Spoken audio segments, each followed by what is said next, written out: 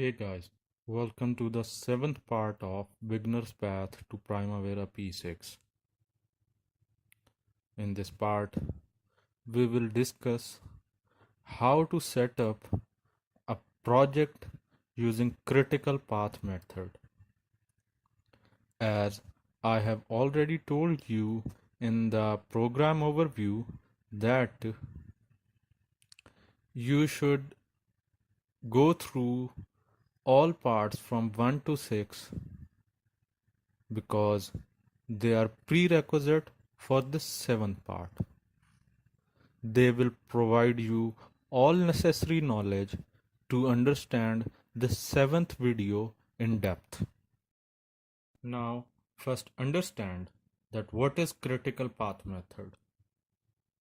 It is a method to estimate the minimum time duration to complete a project.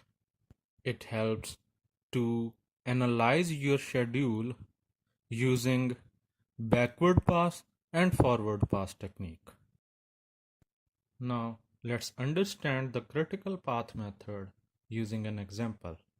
Before the example statement, let's understand and memorize few short terminologies regarding an activity in critical path method. ES is the early start, the earliest date to start an activity. EF is early finish, the earliest date to finish an activity. LS for late start, which is upper limit for the starting duration of an activity.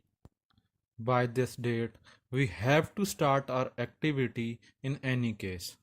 Similarly goes for late finish. ID is for the identity of an activity, which should be short and unique, where D represents the duration to complete the activity.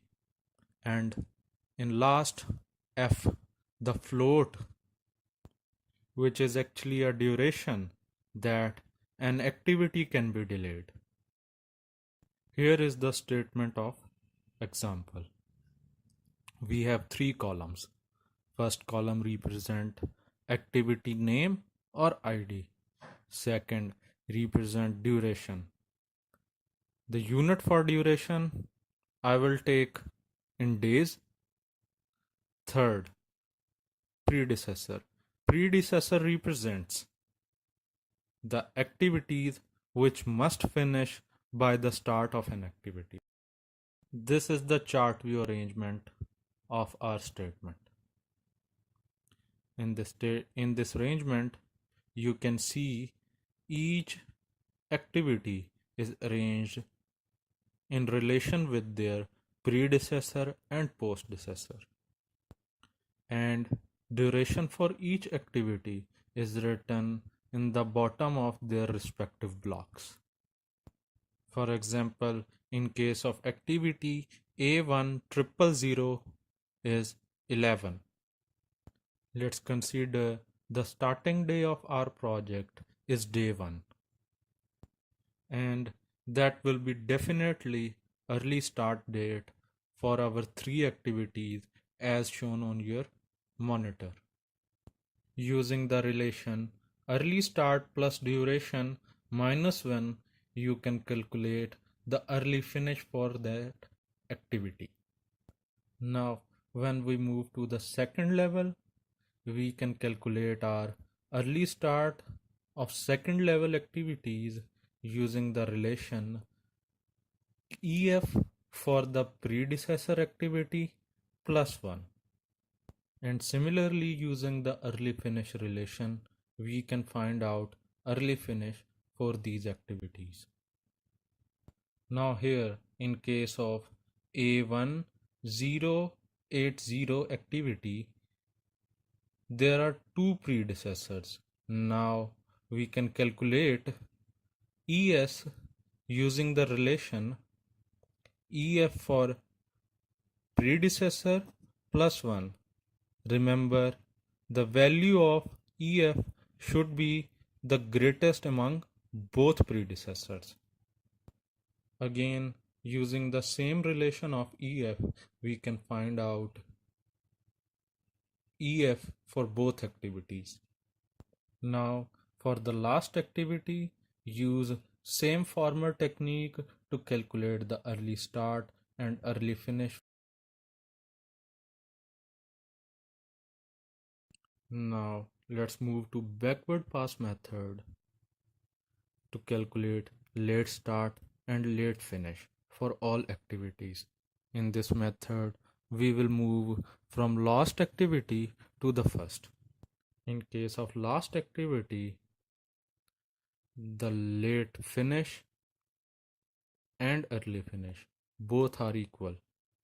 Using the relation LF minus D plus 1, we can calculate late start for that activity, which is again 38 in case of A1200 activity.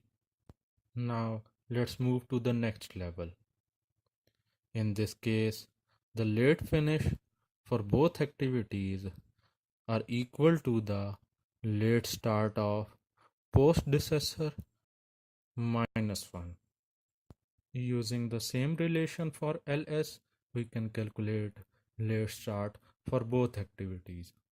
Similarly, you can calculate late start and late finish for the third level. Let's move to the first level. In case of first level, there are two postdecessor for these activities. So we will use the smallest value of LS of the postdecessor to calculate late finish for the activity. In case of A1000 activity, the smallest value of late start is 12. 12 minus 1 is equal to 11. So late finish of this activity is 11. And using the same formal relation for LS, we can calculate late start for all activities. Now let's calculate the float. Float is simply the difference between late start and late finish, or early start and early finish of an individual activity, as shown on your PC screen. As we have calculated all the necessary values for each activity. Now let's analyze this chart view. Now you can see all the activities in circular highlight have float equal to 0. Means these activities do not have any delay margin. Means delay in the early start or early finish of these activities will result in the delay of the duration of whole project, and the path of these activities is known as critical path. Now let's see how we can schedule a project in Primavera P6 using critical path method. We have an example which we created using our previous videos.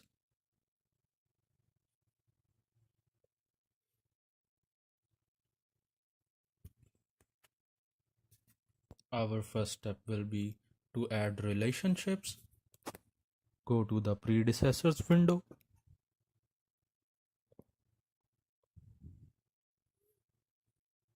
Select activity.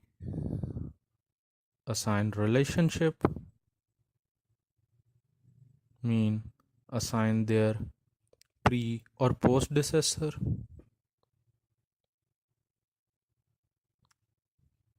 Close the window. Similarly, you can assign relationship to each and every activity.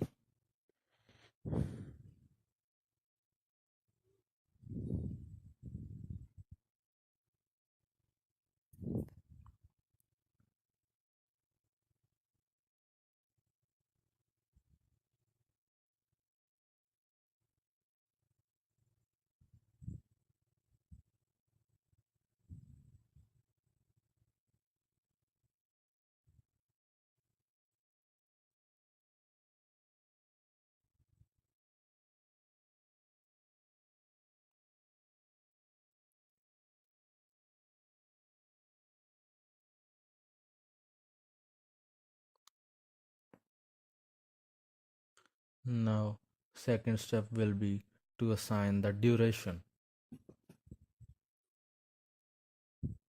Just move to the duration column, click the respective blank, enter the suitable duration.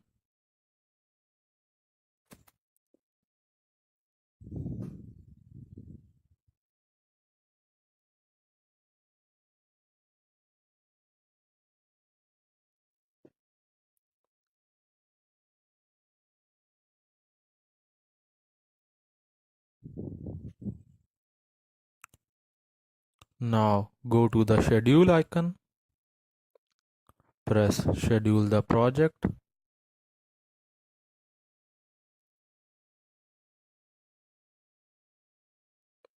Now you can see in Gantt chart the activities in red are critical activities, while activities in green have some float.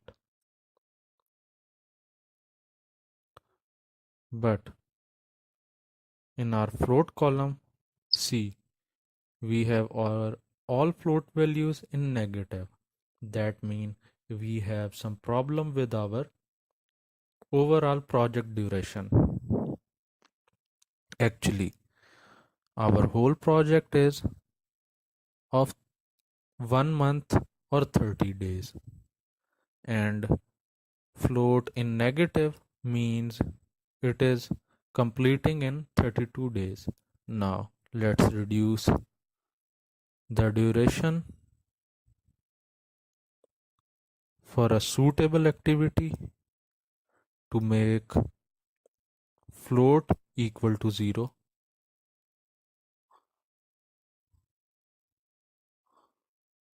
Say for compaction we will take 2 days,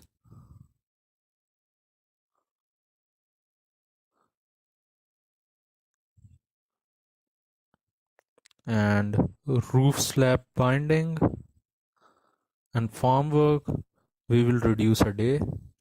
Now again go for scheduling. See, the float is 0.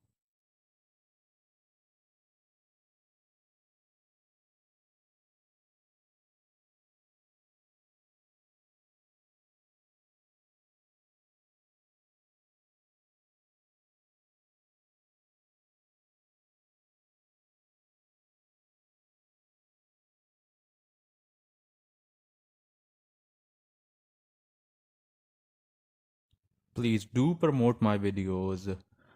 Like, subscribe, share, comment, and hit the bell icon for the further videos.